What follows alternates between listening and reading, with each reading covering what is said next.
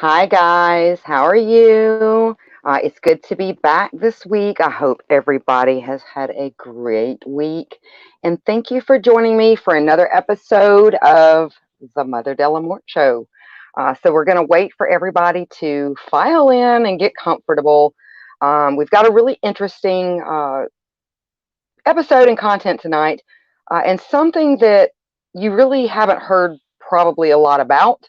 And I just find it absolutely fascinating. So I think it's going to be a lot of fun, and a little bit of humor in there too. So I think it's going to be fun. So if you're new here, let us know that you're here and say hello. We always like new victims in the crypt. And if you're here and you're one of our regular supporters, say hey and let us know you're here too. So I'm going to let everybody file in here a little bit more. We need just a couple of more, and then we'll get started. That way, everybody doesn't miss the first part of the feed. So let's see what's going on here in the chats real quick.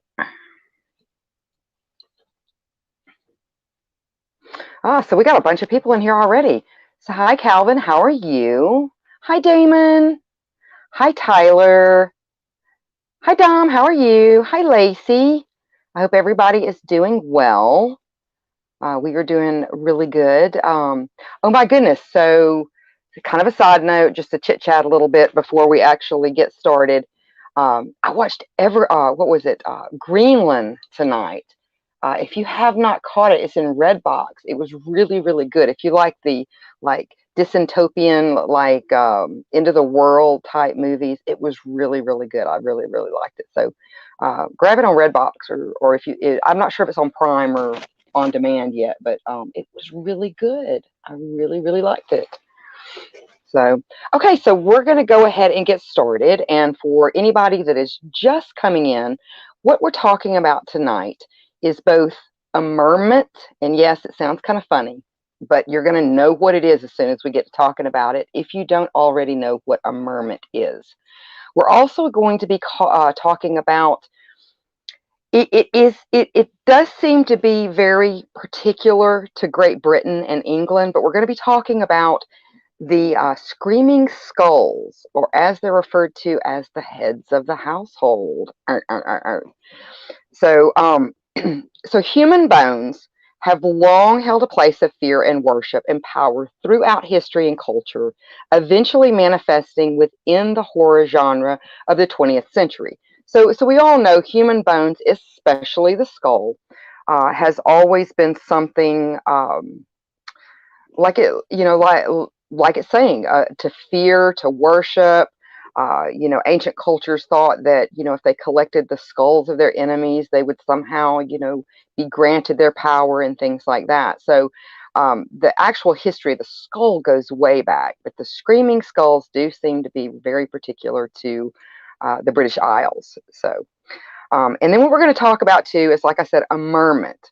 So a merment is a centuries-old practice of entombing people within structures. So yes, even Poe, in his 1846 story of the Cast of Aldamato, delivered to readers a chilling tale of truly sadistic murder.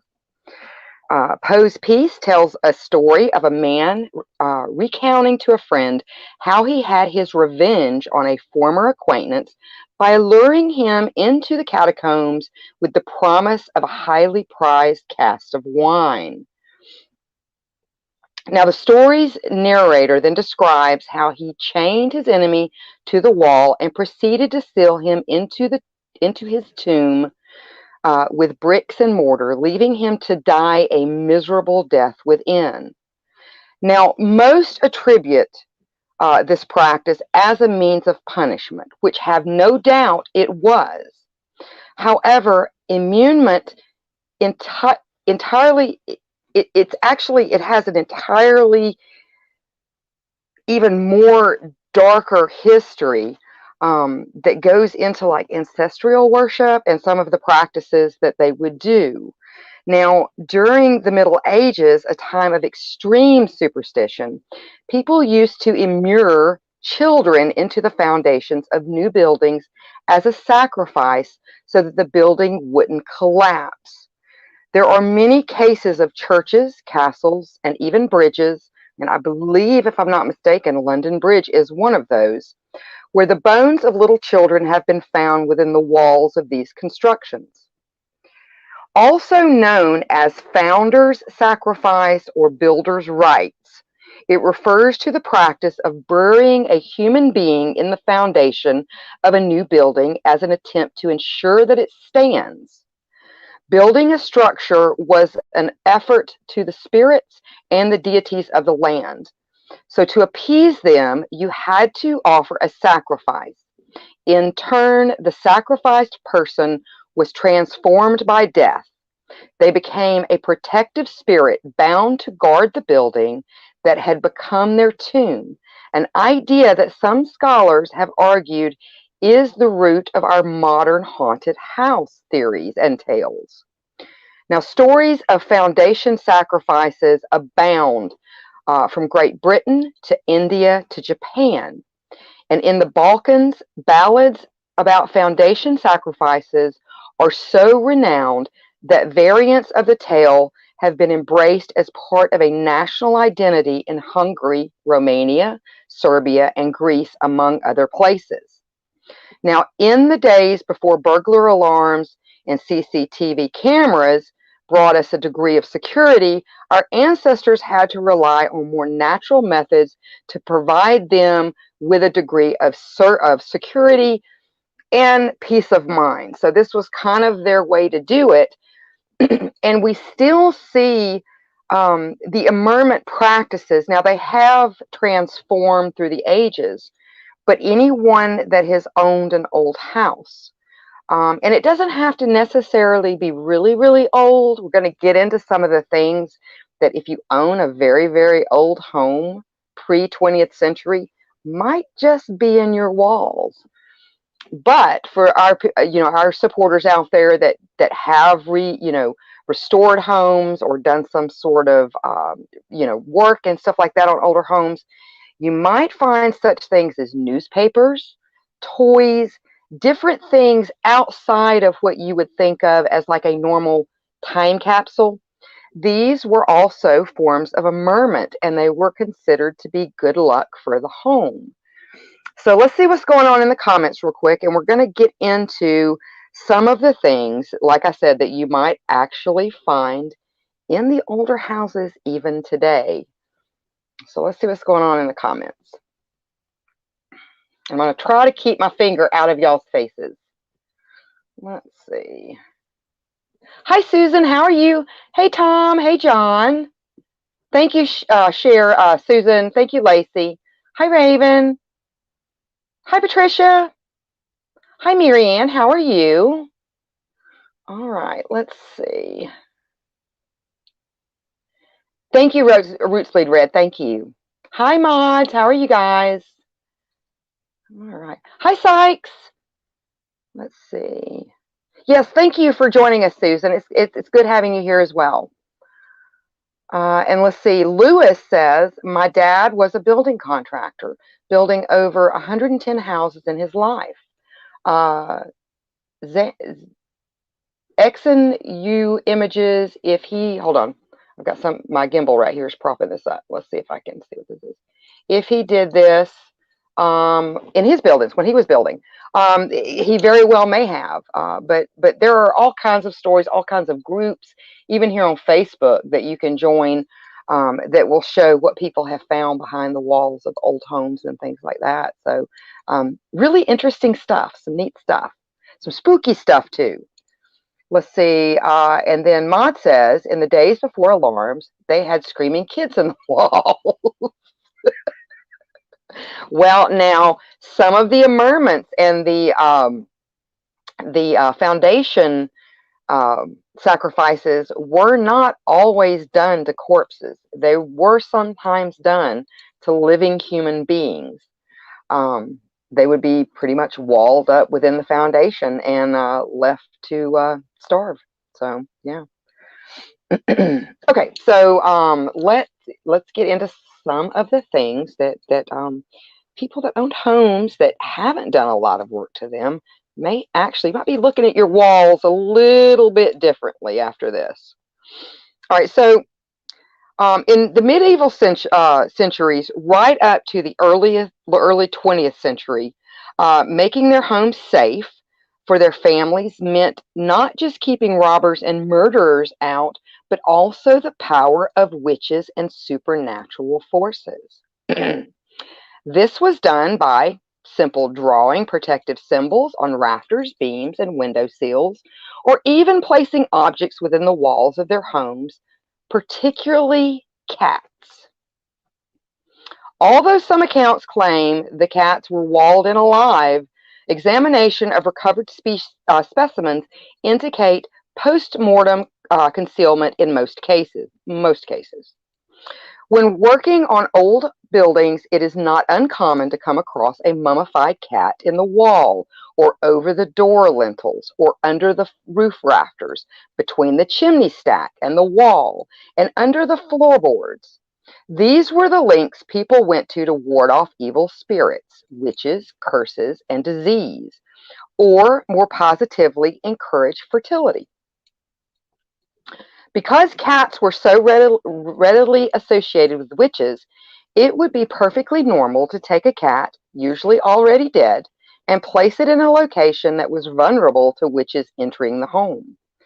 It was widely considered that witches could fly, so a witch could get in not just through a door or a window, but down a chimney too.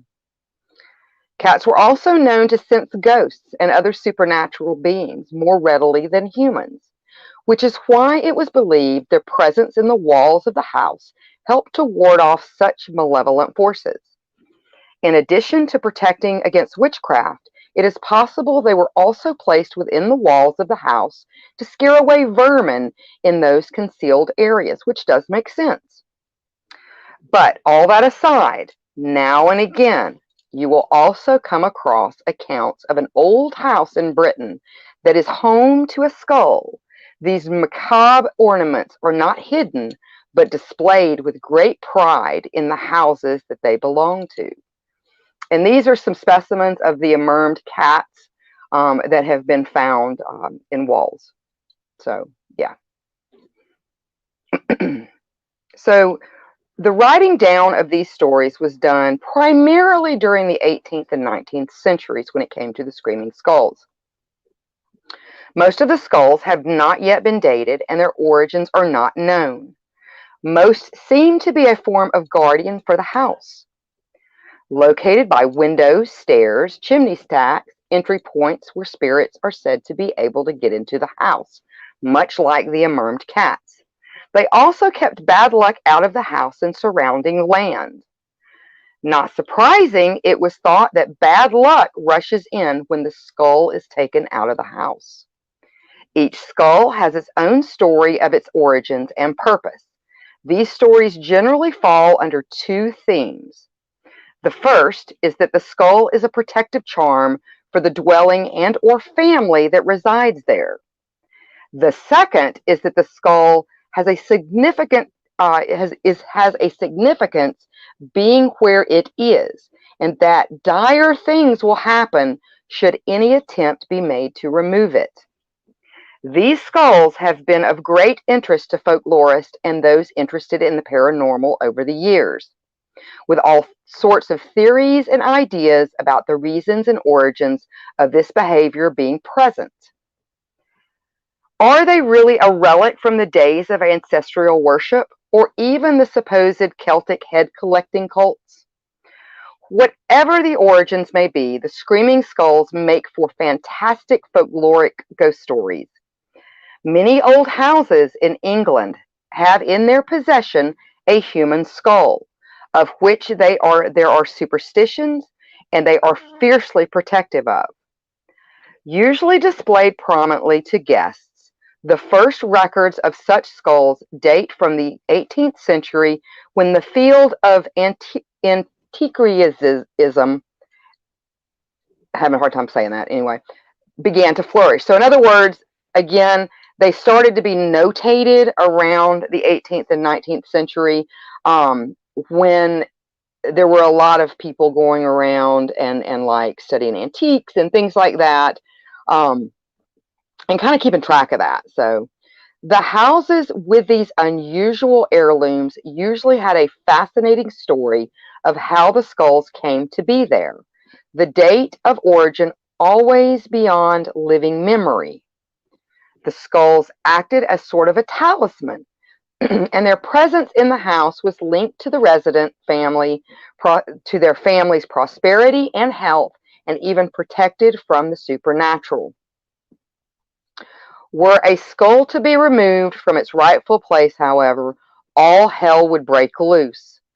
Family members and livestock would die, crops would fail, objects would be mysteriously broken, and ear-splitting shrieks would haunt the vicinity, and would only cease once they were put back safely into their niche or pedestal in the house. Across England, there are numerous tales of skulls being removed, the ensuing chaos, and finally resolution of the problems. The term screaming skull was coined during the 19th century. Now, Andy Robertson and David Clark give 27 cases of screaming skulls in their article published in the Florentine Studies, Volume 3, titled Heads and Tails, The Screaming Skull Legends of Britain. And it is actually one of the best written pieces about this, with only one of these skulls actually being located outside England. It's very much an English phenomenon, who strangely do not have a history of head hunting or head reverence that the Celts had up until the Iron Age. And what we're going to get into, these are some of the stories of the screaming skulls. But let's see what's going on in the comments real quick.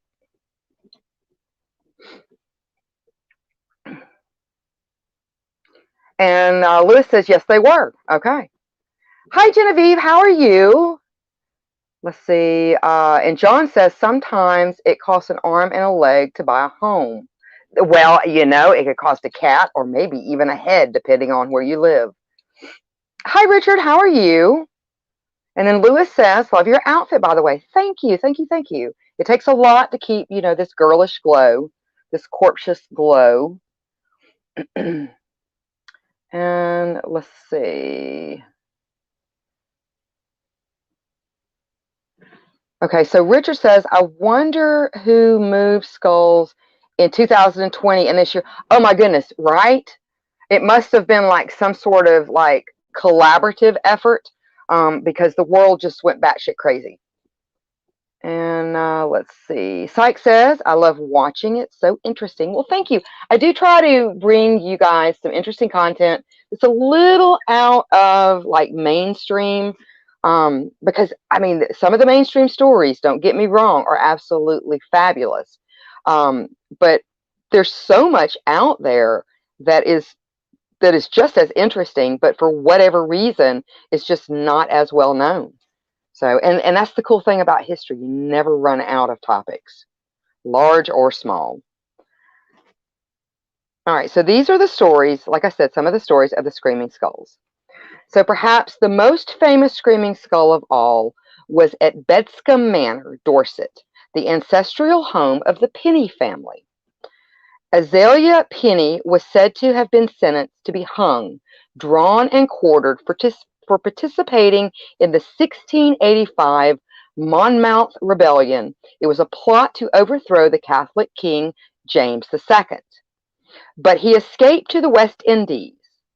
Azalea became a rich plantation owner on Nevis, which is, I guess, like an island down in the West Indies. And many years later, a descendant returned to Bedscombe with a black slave. The climate did not suit the slave, alas, and he passed away with his dying wish that he be buried on Nevis. Now the slave gave the warning that if his request were defied, the house would have no peace. It was ignored anyway, and he was buried at the local churchyard. Bedscombe was instantly cursed with terrible luck and ghostly screams and nocturnal crashes. Fearing the dead man's curse, the Pennies removed the skull from the body to the manor, and peace was restored. They secreted the skull in a niche up the chimney breast, lest it be stolen by a burglar with an eye for a curio. It is also said that anyone who steals it will be dead within a year. One tenant is supposed to have thrown the skull into a pond to rid the home of the grisly item. Although the night, all through the night, the manor shook on its foundations, and screams and echoes down the corridors until the owner was compelled to return the skull to its place of pride and peace. The story of the screaming skull was first investigated by J.S. Udall, a Dorset antique collector. After examining the skull in the 1880s, he believed it had belonged to a female, a hypothesis corroborated by other local stories that it was the relic of an anonymous woman murdered in the mansion's attic. The true provenance of the skull may never be determined, but when actually dated, the skull was found to be over 2,000 years old. It is thought to have come from the Pinsden Pen, an Iron Age hill fort not far from Bettescombe Manor. The mysterious skull is still in residence at Bettescombe Manor, and hence has not been heard screaming for many, many years. Now, this one is my favorite, and I just get a kick out of the daggum picture that we've got for you. So this is called Dickie's Screaming Skull. Now, sitting along the road between Whaley Bridge and Chaplin Le Firth in Derbyshire is Tunstead Farm. In this ancient and grim-looking farm is a most curious artifact, a skull simply known as Dickie. Much feared by the owners of the farm and the local community. If treated with respect, it would open gates on the farm. Also said to be a supernatural guardian of the farmhouse, and forces knocking noises to herald the approach of strangers. Supposedly, Dickie's rappings have also heralded deaths in the family and further issues with livestock. However, if treated with disrespect, there would be no peace. Although there are a few stories that explain the origins of Dickie, the most accepted story is that it is the mortal remains of a soldier named Ned Dickerson, which makes sense. When Dickerson returned from war, he attempted to lay claim to Tunstead Farms, saying it was part of his inheritance. Dickerson's cousin, of course, didn't quite see it that way. They wanted the farm for themselves and would do anything to have it. One night, as Dickerson slept, his cousins fell upon him and beheaded him in his own bed. With the deed done, they buried him in a shallow grave and claimed the farm as their own. A few days followed the burial. The cousins experienced all manner of ghostly activity. Loud bangs and screaming kept them up at all hours of the night. They even claimed to be attacked by the ghost of the cousin they viciously murdered. When they couldn't take it anymore, they consulted a local witch to help them with the angry ghost. The witch explained to them that they needed to dig up Dickerson's head and keep the skull in the house. She believed this, and this alone, would put the ghost to rest and peace would fill the farm once again. They did as the witch told them and the haunting of Tunstead Farm stopped. Ned Dickerson finally appeared to be at rest. Over time, the skull known as Dickie became something of a guardian of the farm and surrounding land. Anyone who dared to trespass on the land claimed to feel the vengeance of Dickie. The screaming skull of Tunstead Farm is also believed to be responsible for the railroad failing. According to locals, when the railroad threatened the farm, accidents befell the construction crew, forcing them to walk off the job. Dickie has also been stolen a few times, only to be returned when the thieves experience bad luck. As long as Dickie stays safe and sound, he remains quiet and peaceful. Dickie remains at the homestead where he occupies his usual spot by the kitchen window. And there's little Dickie. But he does. They have to turn him to where he can look out over the farm. But yeah, I think that story is very, very cool. So the next one is called The Skull of Theophilus Brahm. There is a supernatural tale of skulls and other dismembered parts of the body haunting people with a view to being reunited with the remainder of the corpse. The skull of, I'm just going to call him Brahm, offers precisely the opposite scenario. Brahm was a royalist during the English Civil War, but he defected to the Roundheads in horror at the inhumane acts the royalist troops carried out in the name of the king. In particular, he despised the royalist habit of severing the heads of victims and spiking them on rails as trophies. On his deathbed, he made a plea to his sister that his head should be separated from his body so that even if his body were exhumed, no head could be discovered and be impaled as a trophy. His plea to his sister was that his skull should forever or should never leave the farmhouse. Brahm died at age 69 on the 18th of August, 1670.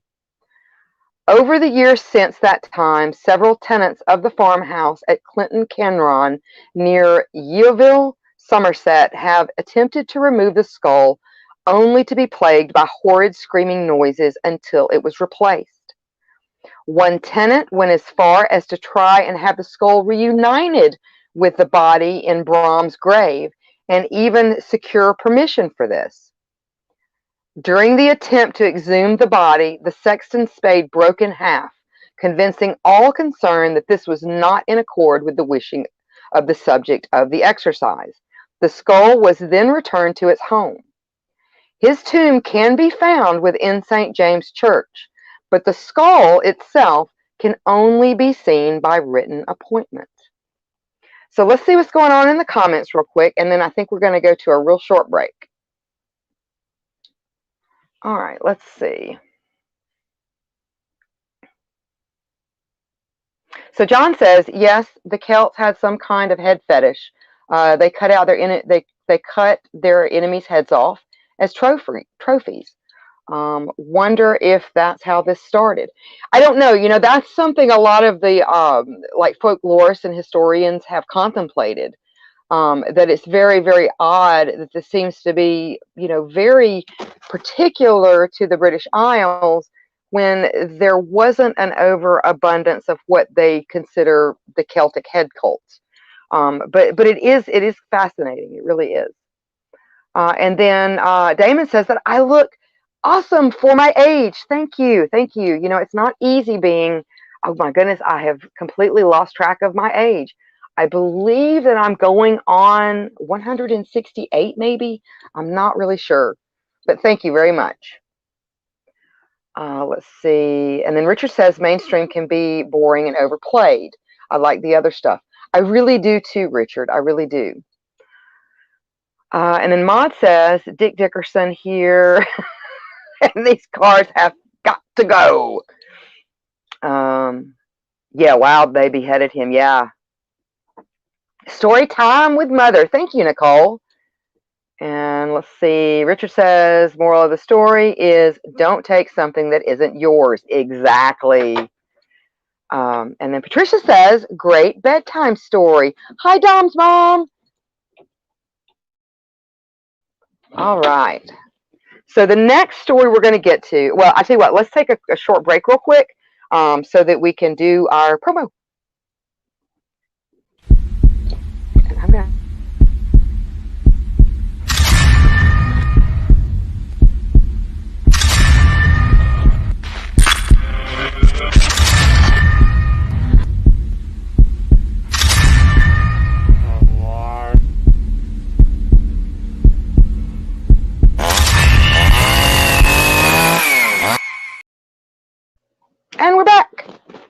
Okay, so the next story we're going to get into is called the Wardley Skull. The Wardley Skull has two potential roots. One is fanciful and one is probable. The less likely legend surrounding the skull is that the cranium of Roger Downey's, a shamed member of the family owning Wardley Hall, who, after escaping a murder trial, drunkenly attacked a watchman who swiftly beheaded Downs with a swipe of his rapier. The skull at Wardley Hall, Lancaster, home of the Catholic Bishop of Stalford, is believed to be of a Catholic martyr, Father Ambrose Barlow, which is the more probable story. Beheaded in 1641 for holding a Catholic Mass, which makes it a sacred relic at this point, is still what all the powers of, it still holds all the powers of a, I guess you'd say, a normal screaming skull. His severed head was subsequently put on display at Lancaster Castle, later being stolen by a Catholic sympathizer and secreted within the walls of Wardley Hall. The skull lay undiscovered until the 18th century, where the legend surrounding its power began to take hold. It is said that, believing it to be an animal skull, a servant of Matthew Morton, the then owner of Wardley, hurled the skull into the hall's moat. That night, a particularly strong storm broke out. Both the skull and the hall's owner were very displeased with the turn of events, with the owner demanding the draining of the moat and the safe return of the skull. The skull was also said to be able to turn into a hare. Although not open to the public, the Wardley skull remains protected in a niche beside the main staircase, preserved behind glass. And there it is. All right, and the next one we're going to get to is Burton Agnes Hall. Now, this next story is attached to Burton Agnes Hall in East Yorkshire. It is a strong part of the local folklore, but there is no historic record to confirm it. It is set around three daughters of the house, Frances Margaret and Catherine, who was known by her baptismal name of Anne. Anne was passionately involved in the building of the house. Now, not long after the house was finished, Anne was attacked by beggars on the way to another village and left for dead. She lived on for another 3 days. During this time, she got her sisters to promise that after her death, that her head would be removed and kept in her beloved home.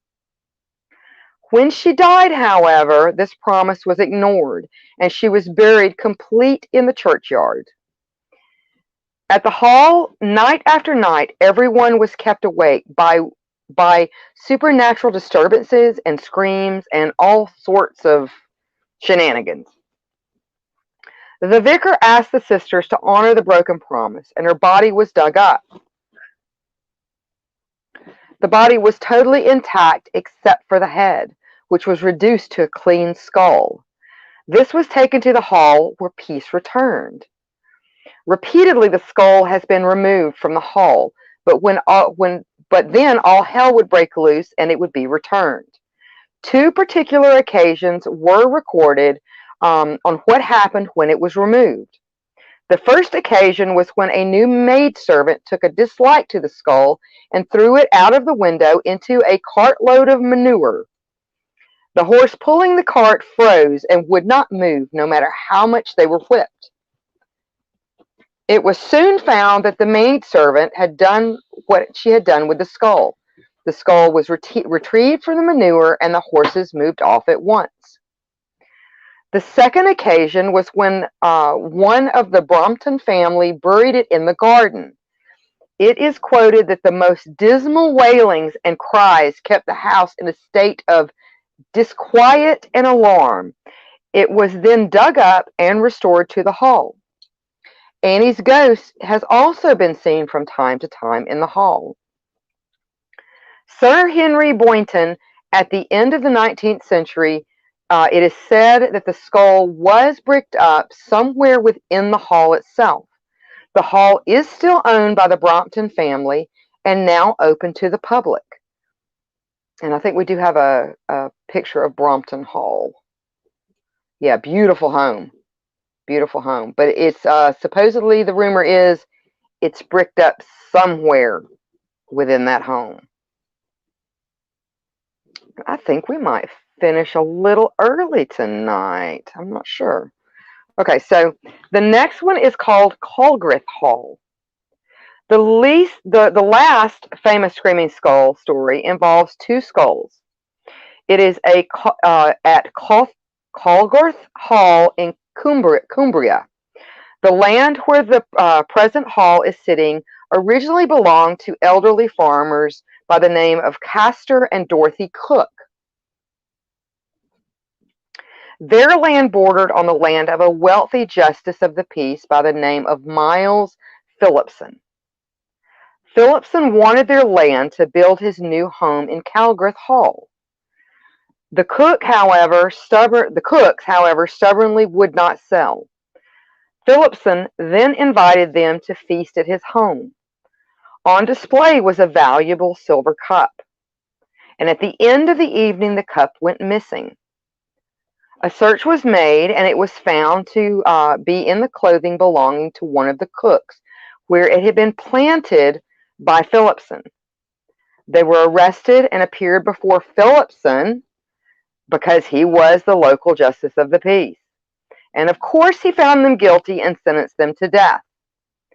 Dorothy Cook laid several curses on the Phillipson family from the dock. In brief, they would haunt their family forever, and they would never be rid of them. Also, the Phillipsons would never prosper, nor would any future generations of the family until they would be forced to sell the hall. They were duly taken out and hung. Now, Colgrith Hall was then built on their land and was finished just before the next Christmas. On Christmas Day, they had a party to show off their new home. The wife went up to the bedroom during the party. Coming back, she found two human skulls leering at her from a niche at the top of the stairs. After this, the skulls were buried, burnt, and reduced to powder. But always they came back to scream in the night and laugh at the family's misfortunes. Bit by bit, the Phillipsons lost their fortune, and within a few generations it was all gone, and the hall was sold to strangers. It was said that one of the skulls was taken to London in the 18th century and never returned. The other skull mounted away at the hall. However, local people do swear that they still, from time to time, have seen the two skulls at the hall. Eventually, the hall was purchased by Bishop Landaff, and under local pressure, he did have the skulls exorcised, and then they were bricked into their niche. They have not been seen since that time. This case is by far the most published of all the Screaming Skull stories. And that is about all you can find on those two skulls. I have not been able to find any pictures of those two skulls. But fascinating just history with this kind of stuff. You know, from the immurement and some of the sacrificial things that they used to do, to just some of like the local folklore and practices that have come down through the ages. I just think it's so fascinating.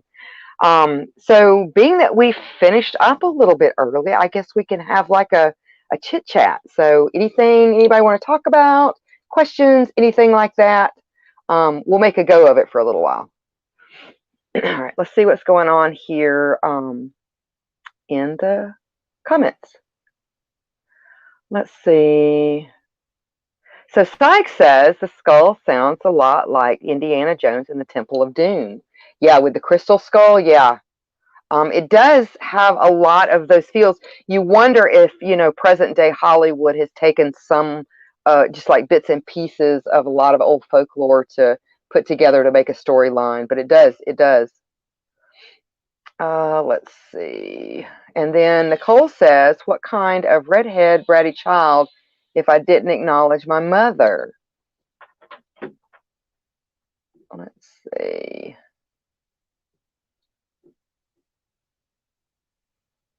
And then Damon's getting ready for bed. Let's see. And he also says, hopefully I can get 2 more hours of sleep tonight. Well, hopefully the weather is not going to be bad. We had rain here today, but thankfully it seems to have blown over. Yes, yes, John. So this, let's see. Is there a backstory to Mother Delamort? Yo, say you're 168. Well, Mother Delamort, she loves to collect souls and put them in her little minions. And I've been doing that for some time. So that's where my art comes in. Let's see. And then Nicole says, yep, I'm definitely her child. I can't even say a whole sentence without tripping over my own tongue. Oh my goodness, I have the same problem. And then Mark says, it's generally accepted that it is the skull of Ambrose Barlow. Yeah, that's what it was saying too. That seems to be the main story. Let's see. And then Angie says, hello. Hi, Angie. It's good to see you. I haven't seen you in a while. And then John says, can't be legal today to bury a skull in the house. Well, in these cases, they're part of the folklore and part of the ownership, like their property, their belongings. So yeah, today, you can, depending on your state, you can still purchase human remains, and even have them shipped. In some states, you can't have them shipped to you. You have to actually go pick them up. And some, they can only be preserved certain ways, and then some, of course, you can't have them at all. But skulls have to have the cranial cut. You can get in trouble if they find you with a skull that doesn't have the cranial cut. And being an artist that does deal with bones, don't think that there aren't people out there that keep track of that kind of stuff. So be very careful when you talk online about things like that. Let's see. So Ruth Bleed Red said that they would like to hear more about Winnebagos. Maybe. Now, see, the last time we did a feed here that was specifically about Winnebagos, our cats went nuts. So we'll see. I'll consider it. Let's see. So the mod at Psychomantium 13 says, what do you got coming up? Like maybe a zodiac-y thing. Yes, we have a zodiac-y thing that will be coming up soon. Hi, Dizzy. How are you? Let's see. And then Damon says, we had sleet today. Yeah, you guys are getting a lot of nasty weather up there, Damon. And let's see. Dom's mom. Let's see. Talking about skulls gives me the creeps and makes me sad. A very good friend of mine was beheaded by her husband, and he stuffed her under the bed. Oh my goodness, that's horrible. That's absolutely horrible. Well, the sad thing about it is that humans, of course, this is my way of looking at it. Humans, we're the only animal species that does true evil to our own. And I'm really sad to hear that, that happened. Unfortunately, there's just some not good people out there. And then Mark says, I arrived late. Sounds like I missed out on some good spooky history. Well, you can always do the hashtag replay, Mark. It was actually, I had 10 pages. We went through 10 pages that quickly, which is, I guess I was just on a roll. I don't know. Let's see. And then Richard says, I really have no use for human remains. Well, some people do collect them. Some people do collect them. That and animal remains, wet specimens, things like that. So it's just, it's different, different strokes for different folks. So let's see. No, Nicole, we said Winnebagos on purpose. You're not supposed to talk about them. So we refer to them as Winnebagos. And Richard says, I'm not sure it's just humans. My cats are assholes. Yeah, but I don't think that cats reach the evil plateau and levels that the human mind can.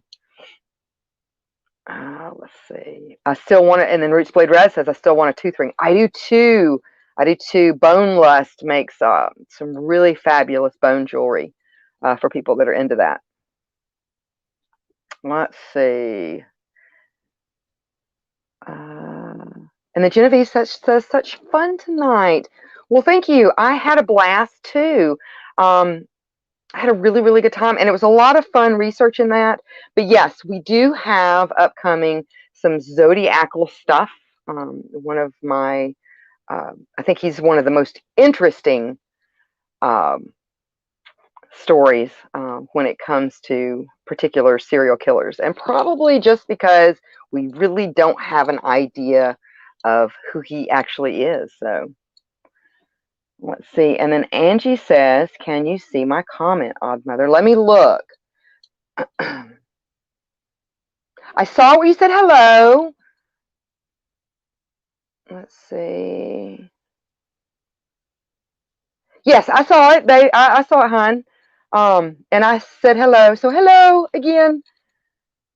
All right, let's see. The percentage of being murdered by a cat is low, but never zero. Now, this is true. This is true. And they will get you at the most unsuspecting times, most definitely. So yeah, guys, I guess we're going to wrap it up a little early tonight. Because that's what I had. So, but I had a great time tonight. I hope you guys did too. Stay tuned. We have some awesome content artists. We have some really, really exciting stuff coming in the month of April that I cannot talk about. And I am bursting at the seams to talk about. But you guys are going to be, it's going to be fun. It's going to be fun. We got some fun stuff coming in April. So, yes, Genevieve says the Zodiac is fascinating. It really, really is. And so many different thoughts on that and who that could have been. Let's see. Well, thank you, John. So John says, good night. Great stories. Always an enjoyable hour. Yes. But I hope you guys have a great rest of the week. Stay tuned. We have got content creators and shows, streaming shows, and all different kinds of things throughout the week. We will see you back here next Wednesday. And pleasant nightmares, everybody. Bye. This is Mr. Applewhite speaking. There is nothing wrong with your device. Join me here on Psycho Bunny DC. A delightfully dreadful consternation of horror content. Your head